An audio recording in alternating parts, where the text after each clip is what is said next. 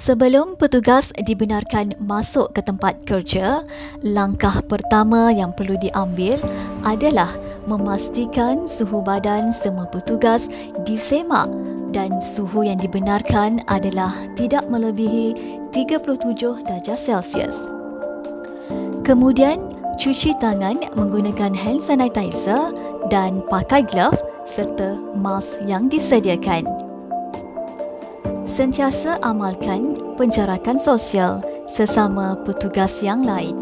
Petugas perlu memastikan cawangan berada dalam keadaan bersih dan lakukan pembersihan disinfeksi pada setiap permukaan, tempat yang kerap disentuh seperti pemegang pintu kaca, tombol pintu, kerusi, meja kaunter, mesin pengimbas biometrik, pen kegunaan pelanggan serta lain-lain permukaan tempat yang berpotensi untuk disentuh oleh pelanggan.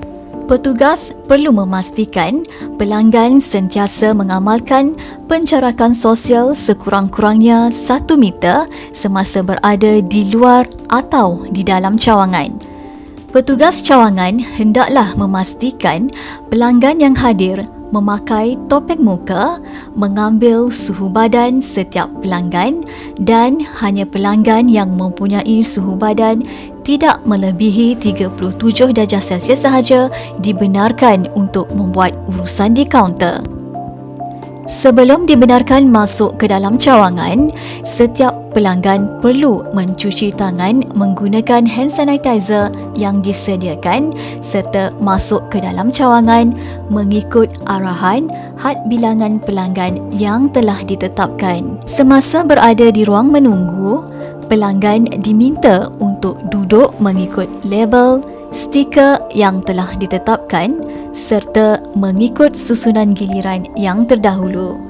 Setiap pelanggan perlu melalui proses pengimbasan kad pengenalan pada alat yang disediakan.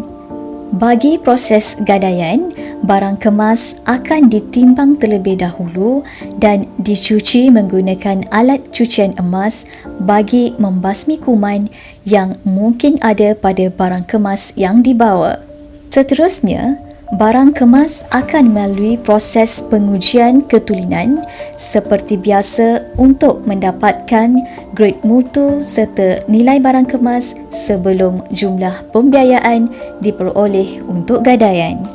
Setelah selesai urus niaga, petugas cawangan perlu memastikan cawangan berada dalam keadaan bersih dan lakukan proses pembersihan disinfeksi sekali lagi pada setiap permukaan, tempat yang kerap disentuh oleh para pelanggan. Topeng muka dan sarung tangan yang telah dipakai oleh petugas perlu dibuang ke dalam tong sampah dan diikat dengan plastik. Tangan hendaklah dicuci dengan hand sanitizer yang disediakan.